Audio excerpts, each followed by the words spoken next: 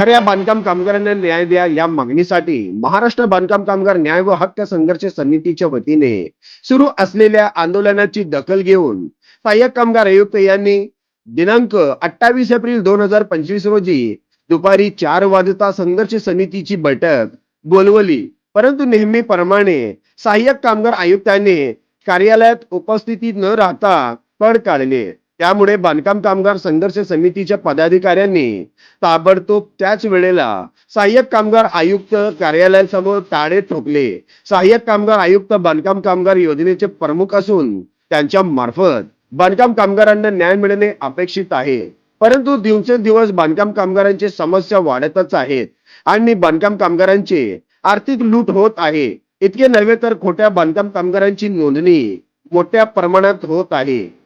याबाबत महाराष्ट्र राज्य बांधकाम कामगार संघर्ष समितीच्या वतीने अनेक आंदोलन केले।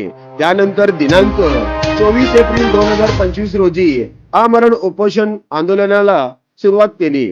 या आंदोलनात प्रसंगी सहाय्यक कामगार आयुक्त यांनी दिनांक 28 एप्रिल 2025 रोजी दुपारी 4 वाजता बैठक आयोजित करण्याचे लेखी पत्र दिले। त्यावरून आमरण उपोषण मागे घेण्यात आले। दिनांक 28 एप्रिल 2025 दुपारी 4 वाजता बैठकीस उपस्थित राहण्यासाठी संघर्ष समितीचे विष्णू कारंपुरी महाराज, सुहेल शेख, अंगद जाधव, वैशाली बनसोडे, रेखा आडकी, विनय बोड्डू, आनंद शेळके, बाळासाहेब हजारे आणि बांधकाम कामगारांनी मिळून बैठकीस गेले असता सहाय्यक कामगार आयुक्त श्री सुधीर गायकवाड यांचा पत्ताच नव्हता म्हणून चिडलेल्या बांधकाम कामगार नेते तात्काळ सहाय्यक आयुक्त कार्यालयात टाळाटोक आंदोलन केले। कुठे गेले कामगार आयुक्त, कुठे गेले कामगार आयुक्त, पडून गेले खऱ्या कामगारांना न्याय मिळाला पाहिजे। चले जाओ कामगार आयुक्त, चले जाओ असे घोषणा दिल्या आणि हलग्या वाजून निषेध केला। सदर आंदोलनात विष्णू कारंपुरी महाराज, अंगद जाधव, सुहेल शेख, वैशाली बनसोडे, रेखा आडकी, विनय बोड्डू यांच्या नेतृत्वाखाली व बांधकाम कामगारांच्या उपस्थितीत करण्यात आले। सदर आंदोलनात आनंद शेळके, बाळासाहेब हजारे, कबीर तांबोरे, पप्पू शेख, विठ्ठल कुऱ्हाडकर, शरणप्पा जगले, श्रीनिवास बोगा, रमेश चिलवेरी यांच्यासह बांधकाम कामगार मोठ्या संख्येने उपस्थित होते।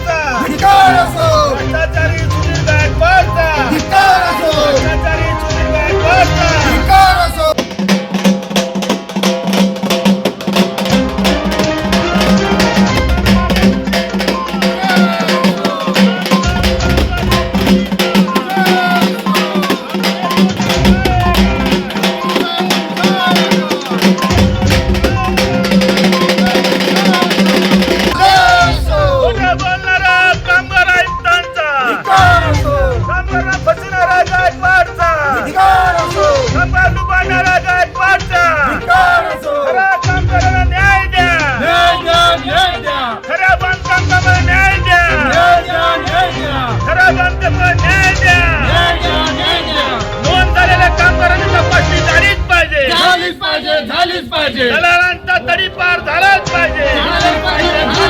सगळ्यातून दलालांचा तडीपार झालाच पाहिजे। कार्यालयाचा तडीपार झालाच पाहिजे। कोण म्हणताय करणार नाही, कोण म्हणताय करणार नाही। आमच्या या ठिकाणी बसलेले सर्व नेते मंडळी आज या ठिकाणी अचानकपणे महाराष्ट्र राज्य बांधकाम कामगार न्याय व हक्क संघर्ष समितीच्या वतीने थाला ठोको आंदोलन या ठिकाणी चालू आहे। प्रामुख्याने हे ताला ठोको आंदोलन करण्याचं परिस्थिती या नालायक कामगार आयुक्तांनी आणलेली आहे. ज्या वेळेला कामगार आयुक्तांच्या माध्यमातून ही योजना चालते त्या योजनेच्या बाबतीमध्ये सर्व कामगारांना न्याय मिळावा म्हणून, मग तो ऑनलाईन असो, भांडी वाटप असो, मध्यान्ह भोजन असो,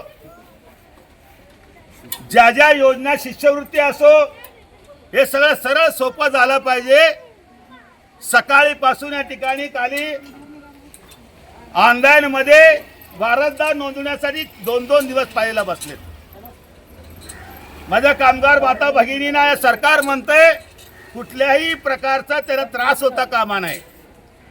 तो इथले साहेब निष्क्रिय कामगार आयुक्त वेळोवेळी खोटे बोलून भांडी वाटप करणाऱ्या दलाला हाताशी धरून, ऑनलाईन वाल्यांना हाताशी धरून, दलालांना हाताशी धरून खरा कामगारांना आमचा पायी थांबायची पाळी आणली आणि आम्हाला रस्त्यावर बसायची वेळ आली.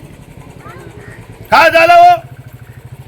या नालायक कामगारांना ऐकत नाही म्हणून पालकमंत्र्यांना भेटलो, जिल्हाधिकाऱ्यांना भेटलो,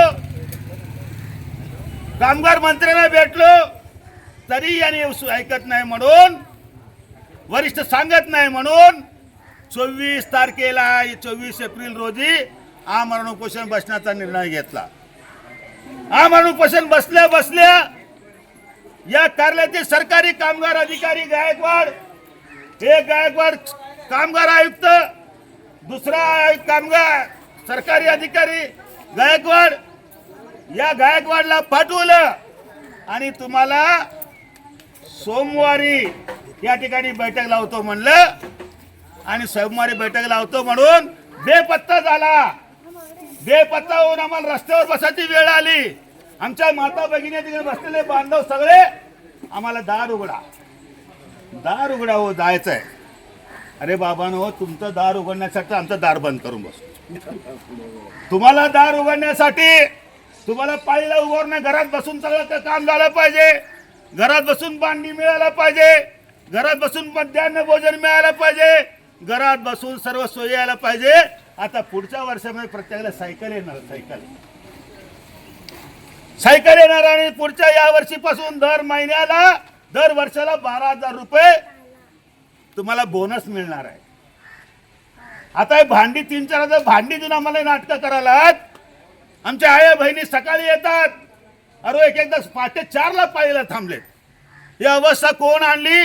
हे सगळं होऊ नये म्हणून सरकार प्रयत्न करतोय. पण या नालायक कामगार आयुक्त पत्ताच राहत नाही. काय करायला समजत नाही.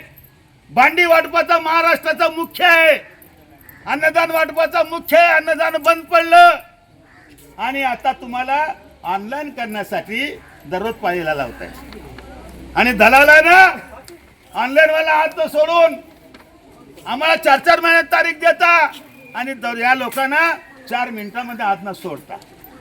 हे कुठं तुम्ही बघता बाबा? आमची इच्छा आहे सगळ्यांना. मी तर बांधकाम कामगार नाही तर बसलेलं कोणी बांधकाम कामगार नाही, पण बांधकाम कामगारसाठी मारणारा, बांधकाम कामगारासाठी लढणारा हे आमचे सर्व नेतेगण. या नेत्यांनी घरदार सोडून 6 महिन्यापासून प्रयत्न करायला आले. या ठिकाणी सूरज आणि वैभव नावाचे 2 दलाल आहेत.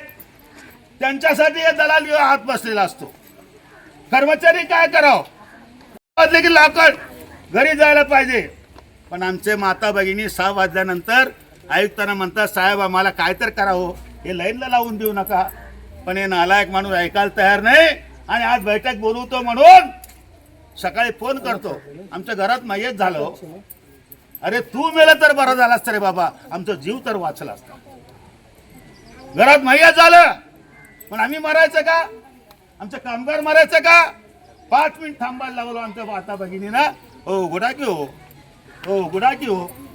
अरे उघडणारा तिथे वर, तुम्ही ते यायचं ना, तुमच्या घरी तर यायला पाहिजे.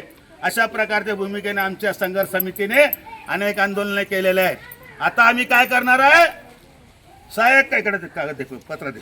सहाय्यक कामगार आयुक्त यांनी आम्हाला बैठक बोलवली 24 तारखेला 4 वाजता आणि तो गडप झाला म्हणून आम्ही कलेक्टर साहेबांना भेटणार.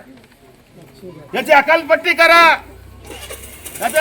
या ठिकाणी बडतर्फ करा आणि खरा बांधकाम कामगार न्याय द्या अशा प्रकारची मागणी करणार आहे. आणि जोपर्यंत बांधकाम कामगार न्याय मिळत नाही तोपर्यंत लढा चालू राहणार आहे. जय हिंद, जय महाराष्ट्र, जय बांधकाम कामगार.